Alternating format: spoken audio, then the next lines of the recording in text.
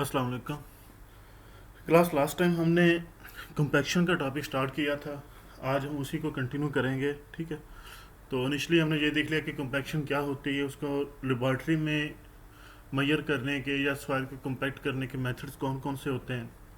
उसमें हमने देखा कि एक मेथड हमारे पास जो नॉर्मली यूज़ होता है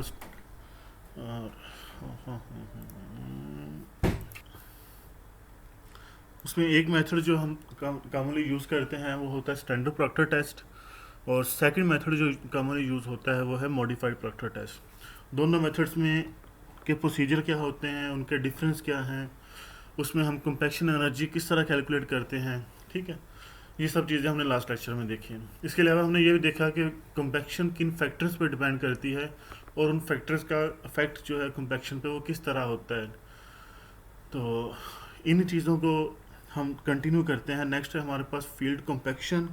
तो नॉर्मली फील्ड में हम कंपैक्शन का यूज़ क्या होता है कि कंपैक्शन कर्व यूज़ किया जाता है फील्ड में, क्योंकि जो मैक्सिमम ड्राई डेंसिटी है फील्ड में वो अचीव करना पॉसिबल नहीं होता।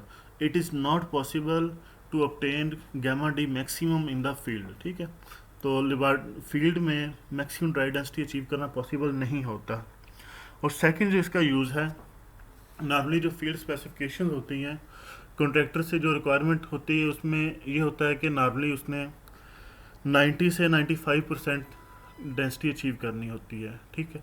जो लेबॉर्ट्री में सॉइल की मैक्सिमम डेंसिटी हम अचीव कर सकते हैं उसका 90 से लेके 95% तक हम फील्ड में अचीव करने की कोशिश करते हैं। जो कॉन्ट्रैक्टर से हम रिक्वायर कर रहे होते हैं, जो स्पेसिफिकेशन उसको दी जाती हैं उसके मुताबिक उसने मैक्सिमम ड्राई डेंसिटी का 90 से लेके 95% तक अचीव करना होता है फील्ड में। तो इसी टर्म को जो मेजर करने की का जो फार्मूला है उसको हम कहते हैं रिलेटिव कॉम्पैक्शन। रिलेटिव कॉम्पैक्शन क्या होती है? Gamma d field divided by gamma d maximum laboratory, ठीक है। लैब जो maximum lab dry density achieve कर सकते हैं लैब में, और जो ड्राई डेंसिटी फील्ड में मौजूद है उसकी रेशो ली जाती है, और इस रेशो को देखा जाता है कि वो हमारी स्पेसिफिकेशन के मुताबिक नहीं है या नहीं है। नॉर्मली जब हम कॉन्ट्रैक्टर से ये कहते हैं कि उसने 95% कंपैक्शन अचीव करनी है या 90% कंपैक्शन अचीव करनी है, तो इसका मतलब ये है कि उसने रिलेटिव कंपैक्शन जो है, ये जो रिलेटिव कंपैक्शन है इसको उसने 90% या 95% अचीव करना है, ठीक है। तो इसकी जो डेफिनेशन है, रिलेटिव कंपैक्शन और percentage compaction is defined as the ratio of the gamma d field to the gamma d maximum lab. जो फील्ड की हमारी ड्राई डेंसिटी है उसकी रेशियो होती है जो हम मैक्सिमम ड्राई डेंसिटी अचीव कर सकते हैं लैब में। इन दोनों की रेशियो जो होती है उसको हम कहते हैं रिलेटिव कंपैक्शन। जो सेकंड टर्म बहुत ज़्यादा यूज़ की जाती है फील्ड में उसको हम कहते हैं रिलेटिव डेंसिटी। इसको डी आर से शो किया जाता है, स्क्रीन पे आपको नज़र आ रहा होगा। Relative density is commonly used to indicate the in situ denseness और looseness of granular soils. Relative density basically on site, ठीक है। इन सिचु जो है इसका मतलब है कि ऑन साइट फील्ड में जो है सॉइल की डेंसनेस या लूजनेस को शो कर रही होती है। तो रिलेटिव डेंसिटी का जो फार्मूला है वो आपके सामने ई maximum minus e over e maximum minus e minimum multiplied by 100। E maximum का मतलब है कि मैक्सिमम वाइड रेशियो, और ई जो है सिंगल ई, इसका मतलब है कि इन सिचु वाइड रेशियो, और ई मिनिमम जो है वो शो कर रहा है मिनिमम वाइड रेशियो को। एक चीज़ का आपने ख्याल रखना है, जब सॉइल की वाइड रेशियो मैक्सिमम होगी, ठीक है, जब सॉइल की वाइड रेशियो मैक्सिमम होगी तो उस वक्त सॉइल जो है अपनी लूजेस्ट कंडीशन में होगी, और जब सॉइल की वाइड रेशियो जो है मिनिमम होगी उस टाइम पे सॉइल जो है वो अपनी डेंसेस्ट स्टेट में होगी, मैक्सिमम डेंस स्टेट में होगी। तो डिफरेंट सॉइल डिपॉजिट्स के लिए जो रिलेटिव डेंसिटी की परसेंटेज है, अगर soil deposit very loose condition में है तो रिलेटिव डेंसिटी 0 से लेके 15% तक होगी। अगर लूज कंडीशन है तो 15 से 20, मीडियम है तो 50 से लेके 70% तक, और 70 से 85% तक होती है डेंस स्टेट के लिए। और वेरी डेंस स्टेट है अगर सॉइल डिपॉजिट की, तो उस केस में रिलेटिव डेंसिटी जो है वो 85 से लेके 100 तक के दरमियान में होती है, ठीक है। तो ये जो सेकंड टर्म कॉमनली यूज़ होती है जो वो आ गई हमारे पास। उसके बाद कुछ प्रॉब्लम्स हैं न्यूमेरिकल्स हैं जिनको हम ट्राई करते हैं सॉल्व करने के। तो नंबर 1 पे वो कह रहा है कि a sand deposit was compacted to an in situ void ratio of 0.25. Void ratio determined from for the soil in the loosest and densest states were found to be equal to 0.7 and 0.3 respectively. Determine the relative density and the corresponding dry density of the soil. Assume specific gravity to be 2.65. ठीक है, ये हमारे पास question statement आ गई। उसमें मुझे कहना चाह रहा है कि एक सॉइल डिपॉजिट है, उसको हमने कंपैक्ट किया है इन सिचू वाइड रेशो 0.25 पे। ठीक है, और जब उसी सॉइल पे हमने लेबॉर्ट्री में टेस्टिंग की तो उसकी जो मैक्सिमम वाइड रेशो थी वो 0.7 आ रही थी और जो मिनिमम वाइड रेशो थी वो 0.3 थी। ठीक है, उसके बाद कहता है कि determine the relative density and the corresponding dry density of the soil. Assume specific gravity of soil to be 2.65। Formula हमारे सामने है। ओके, ये फार्मूला है। ठीक है, डी आर या relative density is equal to e maximum minus e over e maximum minus e minimum multiplied by 100। तो इसी फार्मूले को हम यूज़ करेंगे। इसको मैंने सॉल्व किया, शायद थोड़ा ब्लरी है तो आपको नज़र ना आ रहा हो। गिवन वाइड रेशियो जो है वो 0.25 है, ई मैक्सिमम जो है 0.07 गिवन है और ई मिनिमम जो है वो 0.3 गिवन है हमें, और जो स्पेसिफिक ग्रेविटी है उसकी वैल्यू हमें दी गई है 2.67। रिलेटिव डेंसिटी हमने फाइंड करनी है और करस्पॉन्डिंग ड्राई डेंसिटी हमने फाइंड करनी है। ये दो चीज़ें हमने फाइंड करनी है। रिलेटिव डेंसिटी का फार्मूला जो अभी आपको मैंने दिखाया, D R is equal to e maximum minus e over e maximum minus e minimum multiplied by 100। तो इसमें हम वैल्यूज़ पुट करेंगे और हमारे पास रिलेटिव डेंसिटी की वैल्यू जो है वो 112.5% आ रही है। एक इशू है थोड़ा इस क्वेश्चन में कि इसकी स्टेटमेंट जो है वो थोड़ी उसमें मिस टाइपिंग हुई है। ठीक है, रिलेटिव डेंसिटी की वैल्यू जो है 100% से ज़्यादा पॉसिबल नहीं होती नॉर्मली। तो ये जो 0.25 है और ये जो 0.3 है, ये दोनों वैल्यूज़ जो हैं थोड़ी डाउटफुल हैं। बहरहाल मेथड जो है उसको आप अच्छी तरह समझ लें, ये चीज़ें बाद में देखी जा सकती हैं। तो जो हमारे पास रिलेटिव डेंसिटी आ रही है वो आ रही है 112.5%। और इसी तरह जो ड्राई डेंसिटी है उसका फार्मूला क्या होता है, gamma d is equal to G S gamma डब्ल्यू ओवर 1 प्लस ई। ये फार्मूला आप स्टार्ट के लेक्चर्स में अच्छी तरह पढ़ चुके हैं, तो उसी को हम यूज़ कर रहे हैं। Gamma d is equal to G S gamma डब्ल्यू over 1 plus e. G S की वैल्यू जो है वो 2.65 गिवन है।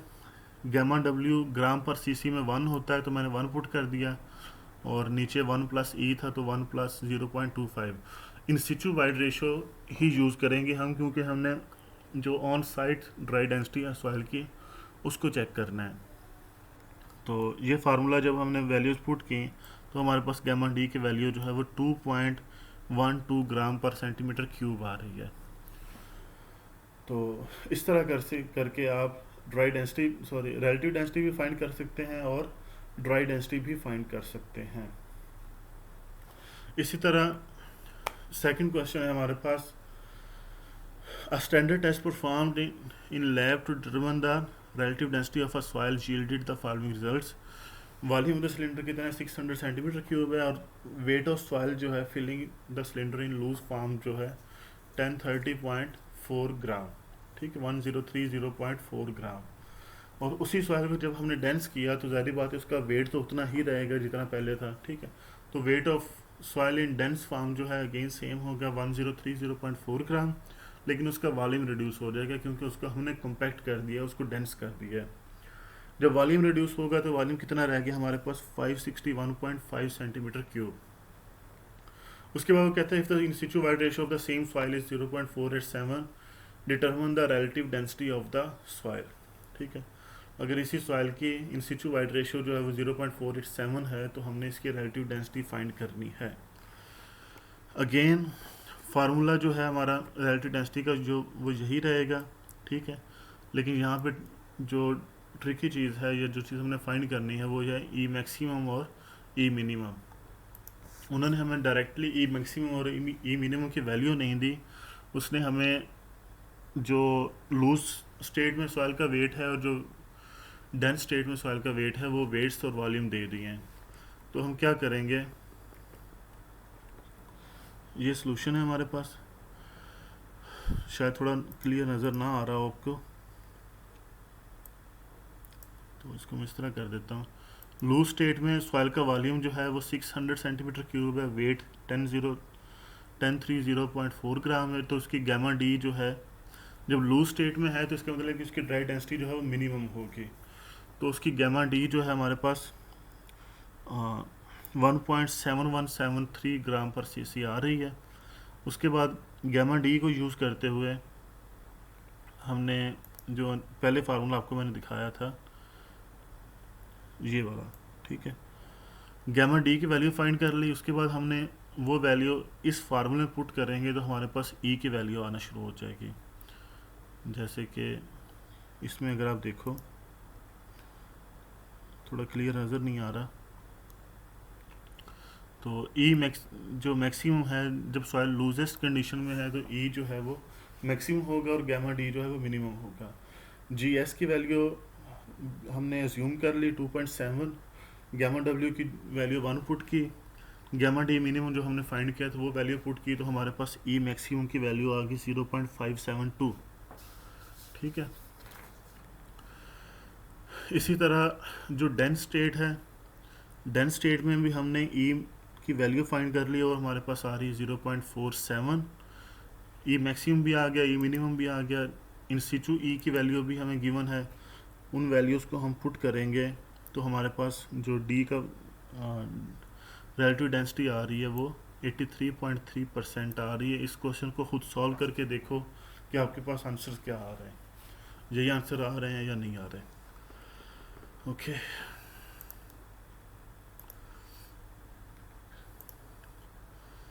उसके बाद रिलेटिव डेंसिटी और रिलेटिव कॉम्पैक्शन का आपस में रिलेशन क्या है, ठीक है। तो relative compaction is equal to 80 plus 0.2 into D R, ठीक है। ये कैसे आया फार्मूला, इस पर हम नहीं जाएंगे, जो चीज़ आपने याद रखनी है वो यही है कि रिलेटिव कॉम्पैक्शन या R C is equal to 80 plus 0.2 into D R, ठीक है। ये फार्मूला अपने माइंड में रखना है, ओके। तो ये वही चीज़ है जो हम पीछे देख चुके हैं। उसके बाद फील्ड कॉम्पैक्शन के लिए जो इक्विपमेंट्स यूज़ किए जाते हैं वो कौन कौन से होते हैं, ठीक है। ये फिगर में आपको नज़र आ रहे होंगे, डिफरेंट किस्म के कॉम्पैक्शन इक्विपमेंट्स हैं। और ये अगेन मोटर स्कैरीफायर इसका नाम है, cuts and less feels in 8 to 12 inches lift for compaction. तो नॉर्मली ये क्या करता है कि 8 से लेके 24 इंचज तक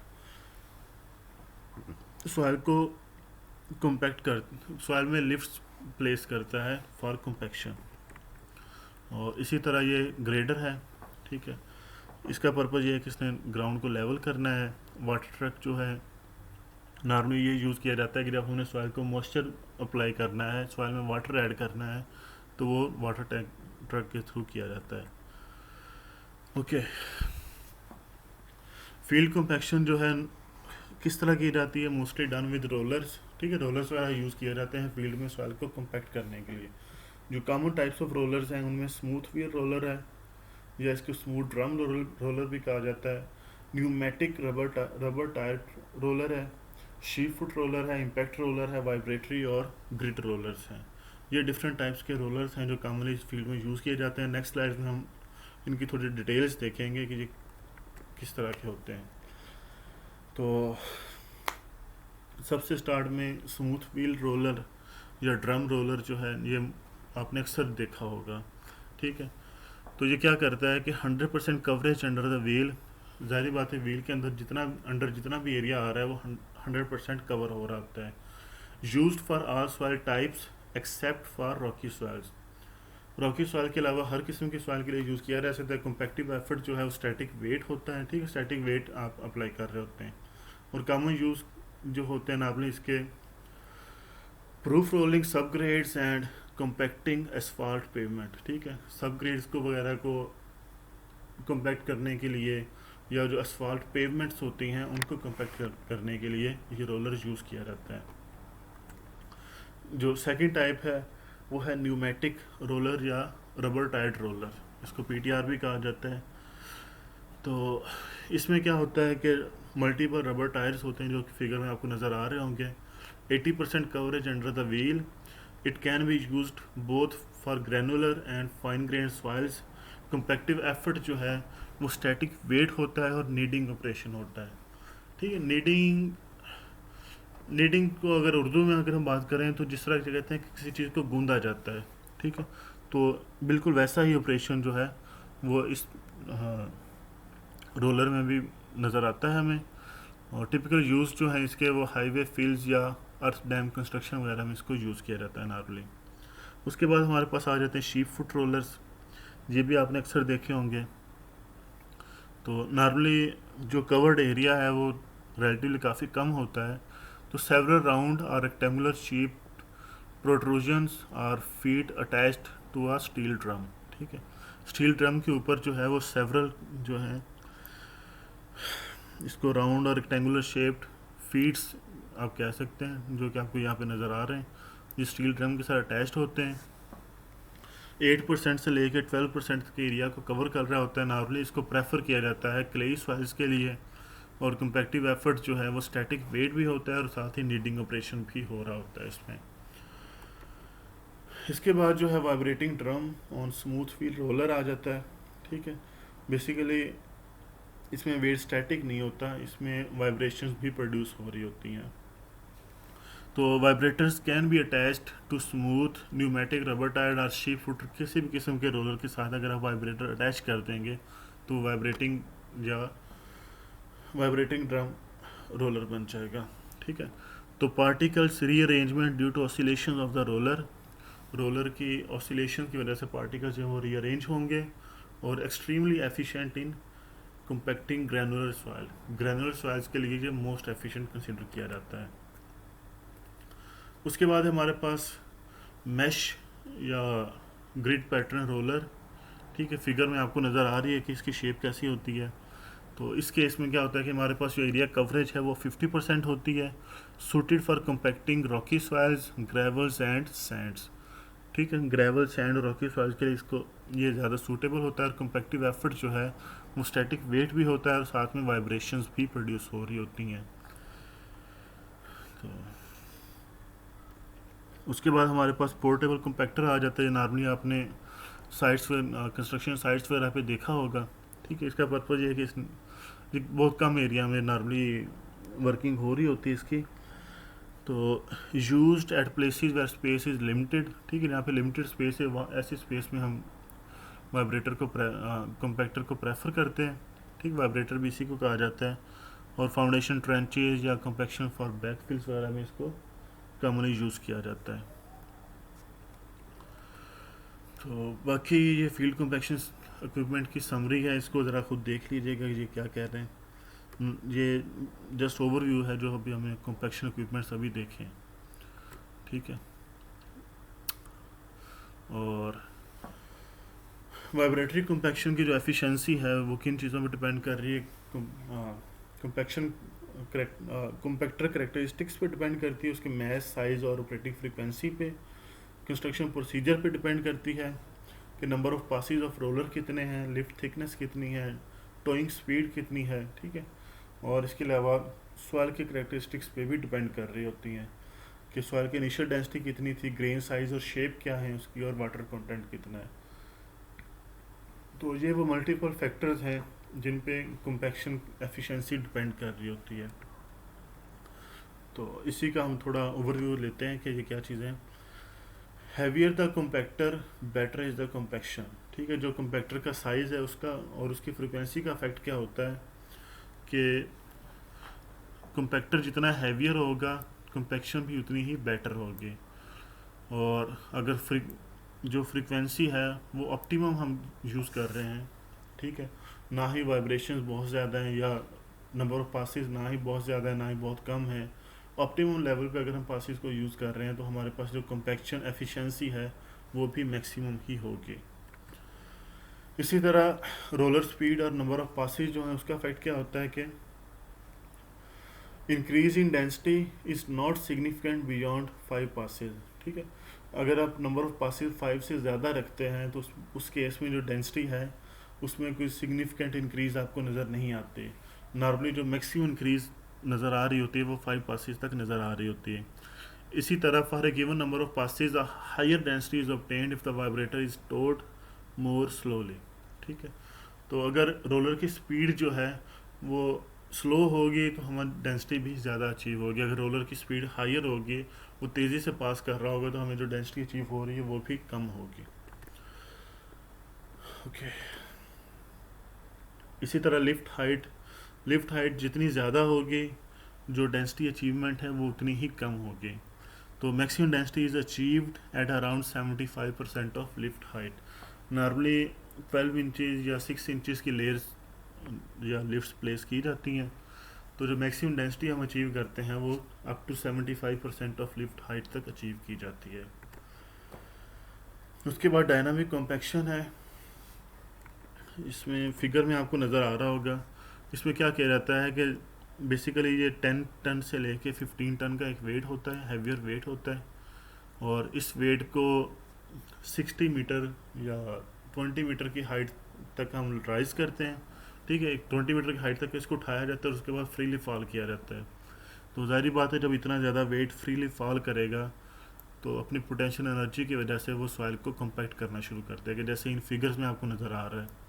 ठीक है, तो इस प्रोसेस को हम नॉर्मली डायनामिक कम्पैक्शन का नाम देते हैं, जिसमें हमने एक डायनामिक वेट है उसको कॉन्टीन्यूसली हम बार बार फ्री फॉल के थ्रू सॉइल पे गिरा रहे हैं और सॉइल को जो है कम्पैक्ट किया जा रहा है।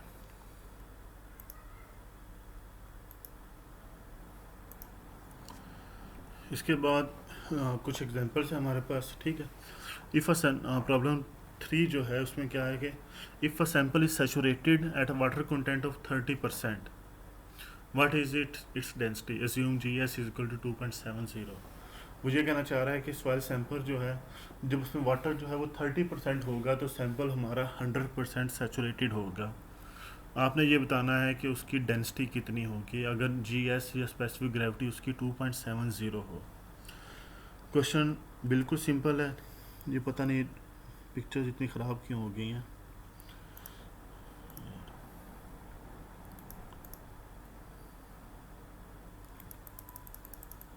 इसको मैंने सॉल्व किया है। तो डिग्री ऑफ सैचुरेशन वो कह रहा है कि 100% है। ठीक है, क्योंकि सैंपल जो है वो फुली सैचुरेटेड है, और मॉइस्चर कंटेंट 30% है, स्पेसिफिक ग्रेविटी 2.70 है, और गैमा डी हमने फाइंड करना है। सिंपली आपको याद होगा, हमने एक फार्मूला देखा था, e s is equal to डब्ल्यू जी एस। ई जो है वो वाइट रेशियो है, एस डिग्री ऑफ सैचुरेशन है, डब्ल्यू मॉइस्चर कंटेंट है, और जी एस जो है स्पेसिफिक ग्रेविटी है। एस की वैल्यू 100% है तो 1 हो जाएगी, और मॉइस्चर कंटेंट 30% है तो 0.3 हो जाएगा, और जो स्पेसिफिक ग्रेविटी है वो 2.7 है।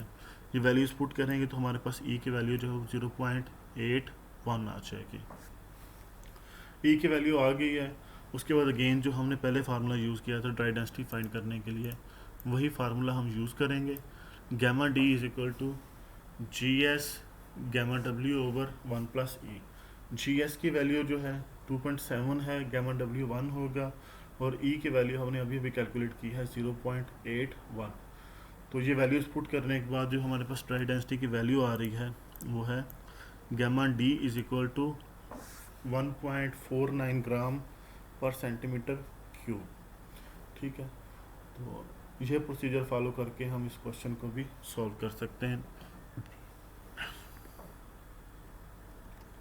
अच्छा, उसके बाद जो हमारे पास नेक्स्ट क्वेश्चन है,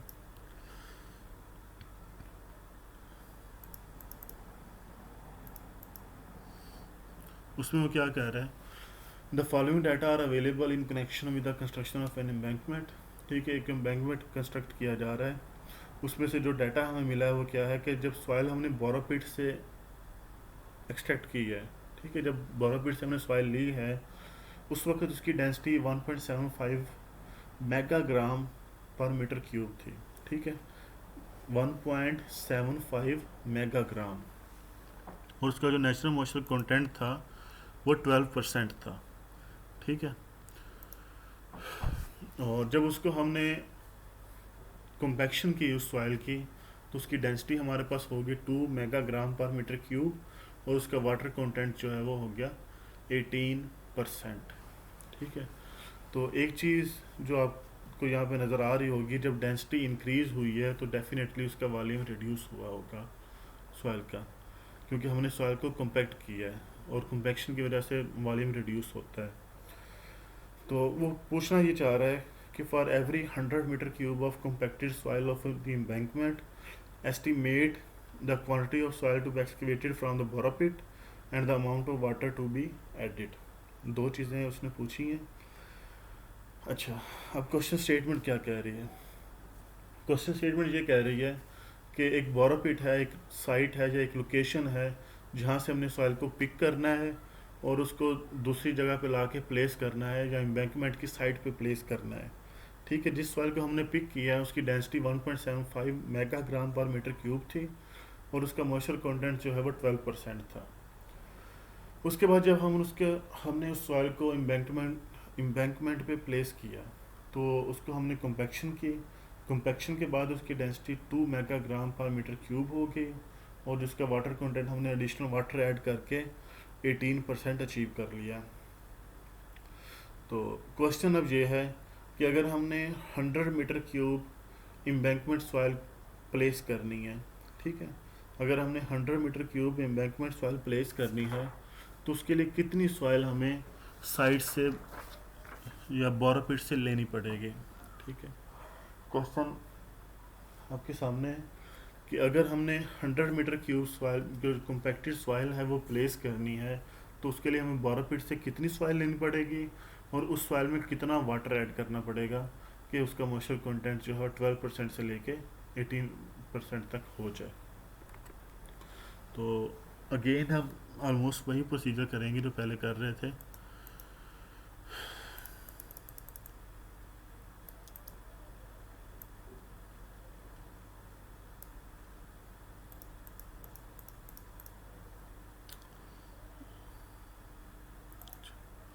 ओके, तो इसमें हमने क्या किया है, मैंने इसको दो कॉलम्स में डिवाइड कर लिया। एक साइड पे बोरो पिट है और एक साइड पे आफ्टर कम्पैक्शन जो सॉइल की कंडीशन है। बोरो पिट से हमने 1.75 मेगाग्राम पर मीटर क्यूब की डेंसिटी और 12% मॉइस्चर कंटेंट के साथ सॉइल पिक की है।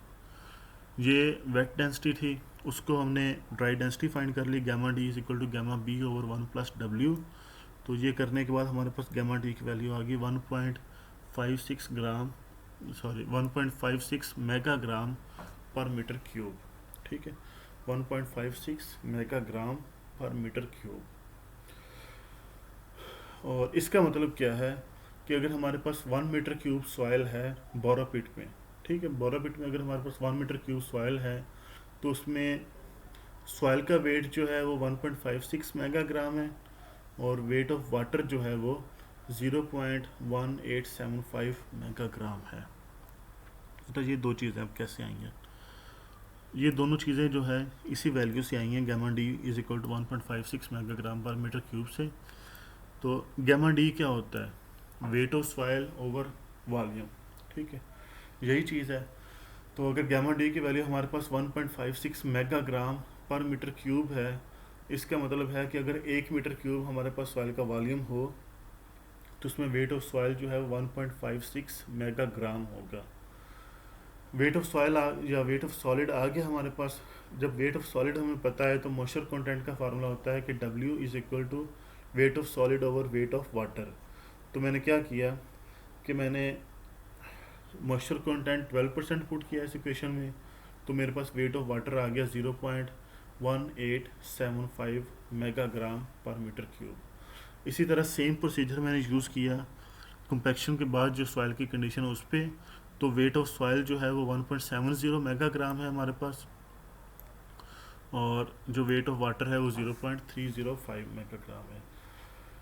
अच्छा, बोरो पिट पे कंडीशन क्या है कि 1 मीटर क्यूब सॉइल में 1.56 मेगाग्राम सॉइल है जो सॉलिड का वेट है और 0.1875 मेगाग्राम वाटर का वेट है।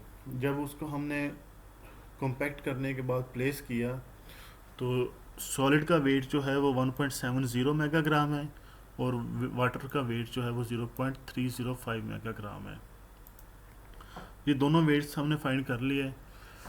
उसके बाद है कि अगर हमने बोरोपिट से सॉइल पिक प्लेस करनी है एम्बैंकमेंट में 1 मीटर क्यूब, ठीक है, तो हम क्या करेंगे, बोरोपिट से हमें जो सॉइल रिक्वायर्ड होगी वो 1.09 मेगा मीटर, बोरोपिट से हम 1.70 ओवर 1.56 को सॉल्व करेंगे तो 1.09 मीटर क्यूब सॉइल हम पिक करेंगे बोरोपिट से और उसको हम प्लेस करेंगे एम्बैंकमेंट साइट पे।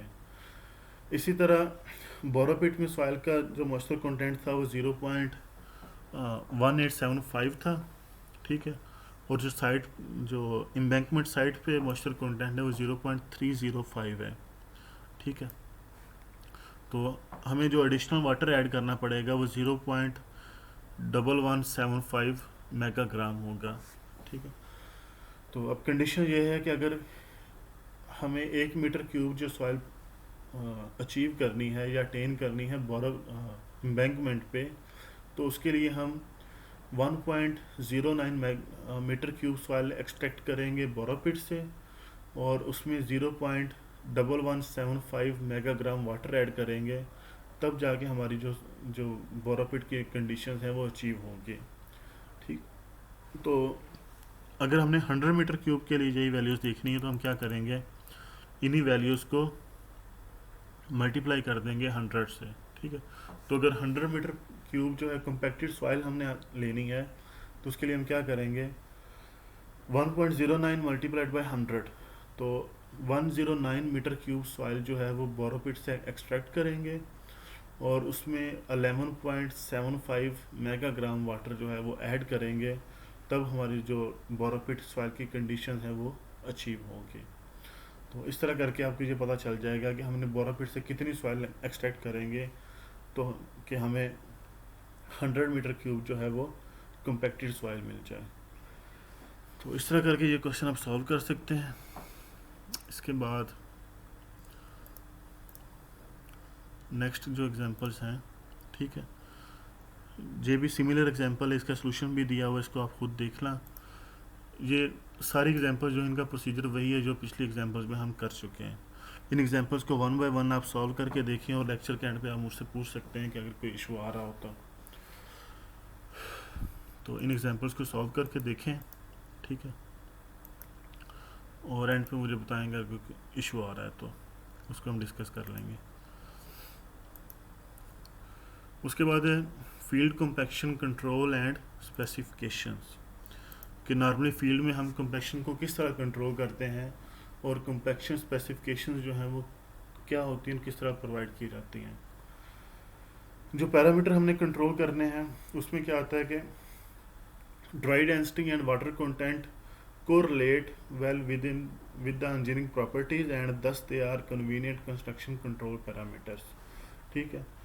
जो इंजीनियरिंग प्रॉपर्टीज़ हैं वो नॉर्मली ड्राई डेंसिटी पे और वाटर कंटेंट पे काफ़ी ज़्यादा डिपेंड कर रही होती हैं, तो इसलिए जो हमने कंट्रोल पैरामीटर सेलेक्ट किए करने होते हैं वो हम ड्राई डेंसिटी और वाटर कंटेंट को ही सिलेक्ट करते हैं as a control parameters. Since the objective of the compaction is to stabilize soils and their engineering behavior, it is important to keep in mind the desired engineering properties of the fill, not just its dry density and water content. This point is often lost in earthwork construction control.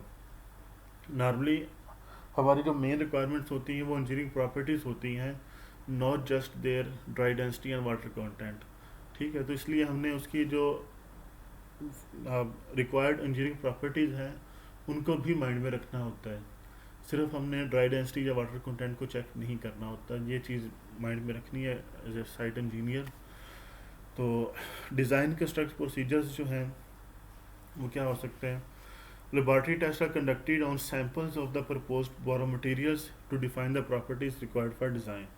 After the earth structure is designed the compaction specifications are written, field compaction control tests are specified and the results of these become the standard for controlling the project. इसका मतलब ये, सारी statement का मतलब ये है कि first of all हम लेबॉर्ट्री टेस्ट कंडक्ट करते हैं और उसके बाद हम देखते हैं कि जो मैक्सिमम सॉइल की प्रॉपर्टीज़ हम अचीव कर सकते हैं। जैसे ड्राई डेंसिटी का एग्जांपल लें, तो जो मैक्सिमम ड्राई डेंसिटी हम सॉइल फील्ड में अचीव, लैब में जो मैक्सिमम ड्राई डेंसिटी अचीव कर सकते हैं, फर्स्ट ऑफ ऑल हम उस ड्राई डेंसिटी को मेजर करते हैं, ठीक है। और उसके बाद हमने उसकी स्पेसिफिकेशंस राइट डाउन करनी होती हैं। फॉर एग्जांपल, जितनी भी हमने गामा डी मैक्सिमम लैब में अचीव की है, हम कहते हैं कि हमने साइट पे इसका जो है 90% या 95% अचीव करना है। ये हमने स्पेसिफिकेशन राइट डाउन कर दी। उसके बाद हमने टेस्ट प्रोसीजर डिफाइन करने हैं कि हमने इन सिचु कंडीशन में किस तरह ड्राई डेंसिटी को मेजर करना है। और ये सारी की सारी चीज़ें जो हैं ये एज ए स्टैंडर्ड यूज़ की जाती हैं for controlling the project. Specifications जो हैं वो दो टाइप्स की हो सकती हैं। एक जो है वो एंड प्रोडक्ट स्पेसिफिकेशंस हो सकती हैं और सेकंड जो है वो मेथड स्पेसिफिकेशंस भी हो सकती हैं। एंड प्रोडक्ट स्पेसिफिकेशन का मतलब ये है कि आपने रिक्वायर्ड प्रॉपर्टीज़ दे दी हैं, टारगेट प्रॉपर्टीज़ दे दी हैं कि हमें सॉइल की ये कंडीशन चाहिए। कॉन्ट्रैक्टर जो मर्जी उसके लिए प्रोसीजर यूज़ कर रहा है, आपको उससे कंसर्न नहीं होता। आप जो है नॉर्मली सिर्फ इस चीज़ से कंसर्न होते हैं कि हमें जो सॉइल की रिक्वायर्ड प्रॉपर्टीज़ हैं वो मिल रही हैं या नहीं मिल रही। और मेथड स्पेसिफिकेशन में क्या होता है कि आप उसका मेथडोलॉजी डिफाइन कर देते हैं। The type and weight of the roller, the number of the passes of that roller, as well as the lift thickness are specified. ठीक है, जो सारे प्रोसीजर है आप वो प्रोसीजर डिफाइन कर देते हैं। अब maximum allowable size of material में आल्सो भी स्पेसिफाइड, मटेरियल का साइज भी आप स्पेसिफाई कर सकते हैं। It is typically used for large compaction project. जो लार्जर प्रोजेक्ट्स होते हैं जैसे डैम्स वगैरह के प्रोजेक्ट्स हैं, उनमें नॉर्मली मेथड स्पेसिफिकेशन यूज़ की जाती हैं, एंड प्रोडक्ट स्पेसिफिकेशन यूज़ नहीं की जाती। उसके बाद रिलेटिव कम्पैक्शन है, ठीक है। फील्ड में हम जो चेक करते हैं सॉइल की कम्पैक्शन कैरेक्टरिस्टिक्स को, उसके लिए जो टर्मिनोलॉजी यूज़ की जाती है उसमें रिलेटिव कम्पैक्शन जो है वो नॉर्मली यूज़ की जाती है। Relative compaction is equal to density in the field divided by maximum dry density in the laboratory multiplied by 100। ये सारी चीज़ें हम पीछे पढ़ चुके हैं तो इस पर हम टाइम नहीं लगाएंगे। और वाटर कंटेंट जो है उसके लिए अगेन डिफरेंट प्रोसीजर है, ठीक है। स्पीडी मॉइस्चर मीटर भी आप यूज़ कर सकते हैं, या सैंपल कलेक्ट करके उस पर टेस्टिंग करके भी आप यूज़ कर सकते हैं, वो इंजीनियर की मर्ज़ी होती है, ठीक है। ओके, उसके बाद हमारे पास आ जाता है कि हमने रिलेटिव कम्पैक्शन किस तरह डिटरमिन करनी है फील्ड में। तो फर्स्ट ऑफ ऑल आपने लोकेशन और टाइम सेलेक्ट करना होता है कि आपने किस टाइम पे और किस लोकेशन पे टेस्ट अप्लाई करना है। और सेकंड जो आपने चीज़ डिसाइड करनी होती है वो मेथड, कि आपने किस मेथड को यूज़ करना है लेबॉर्ट्री रिलेटिव कम्पैक्शन फाइंड करने के लिए। तो first of all the test site is selected, it should be representative और typical of the compacted lift and borrow material. जो टेस्ट साइट आपने सेलेक्ट करनी है वो रिप्रेजेंटेटिव साइट होनी चाहिए, उस जो भी सॉइल की कंडीशन है उसकी प्रॉपर्टीज़ को वो फुली रिप्रेजेंट कर रही हो। Typical specifications call for a new field test for every 100 और 300 मीटर स्क्वायर और सो, और when the borrow material changes significantly. It is also advisable to make the field test at least once or maybe two compacted lifts below the already compacted ground surface, especially when sheet-foot rollers are used or in granular soils. तो normally जो आपने location या time choose करना है या किस, उसके लिए हम क्या करते हैं, फर्स्ट ऑफ ऑल तो आपने रिप्रेजेंटेटिव सैंपल चूज़ करना है। ऐसी सॉइल चूज़ करनी है जो सॉइल की प्रॉपर्टीज़ को फुली रिप्रेजेंट कर रही है। टिपिकल स्पेसिफिकेशन ये कहती हैं कि हर 1000 से लेके 3000 मीटर स्क्वायर के एरिया में आपने टेस्ट अप्लाई करना है, या जब भी बोरो मटेरियल जो है वो सिग्निफिकेंटली चेंज हो रहा होगा तब भी आपने उस पर टेस्ट अप्लाई करना है। इसके अलावा जब आप जो टेस्ट आपने लगाना है या जो सैंपल आपने कलेक्ट करना है वो टॉप की लिफ्ट के बजाय एक या दो लिफ्ट छोड़ के उसके नीचे वाली लिफ्ट जो है उसको पिक करना है आपने, या आप इस तरह कह लें कि जो टॉप लेयर है उसकी बजाय सेकंड या उससे थर्ड लेयर जो है उस लेयर को पिक करके तो आपने उस पर टेस्ट अप्लाई करना है, सिर्फ टॉप लेयर पे टेस्ट अप्लाई नहीं करना। और मेथड जो है वो कौन सा मेथड आपने यूज़ करना है, फील्ड कंट्रोल टेस्ट है। Measuring the dry density and water content in the field can either be destructive or non-destructive। Dry density या वाटर कंटेंट फाइंड करने का जो मेथड है वो डिस्ट्रक्टिव भी हो सकता है और नॉन डिस्ट्रक्टिव भी हो सकता है। टेस्ट कौन कौन से हो सकते हैं वो नेक्स्ट स्लाइड पे आ रहे हैं हमारे पास, ठीक है। तो नॉर्मली जो डिस्ट्रक्टिव मेथड्स यूज़ किए जाते हैं फील्ड में उसमें सैंड कौन है, बेलून ऑपरेटस है, या ऑयल और वाटर मेथड है, ठीक है। ये सारे के सारे मेथड्स जो हैं इनकी बेसिक थ्योरी जो है वो सेम है कि आपने ये देखना है कि कितना वॉल्यूम जो है मटेरियल का रिप्लेस कर रहा है सॉइल के वॉल्यूम को, ठीक है जी। इसका प्रोसीजर आप लैब में पहले टेस्ट कर चुके हैं ये वाला, तो उसी की बेसिस पे ये यूज़ किया जाता है। प्रोसीजर आपको आइडिया होगा, तो मेथड्स के नाम आपने याद रखने हैं। इस टॉपिक के लिए हमारे पास इतना ही था, ठीक है। तो इंशाल्लाह नेक्स्ट टॉपिक में मिलेंगे।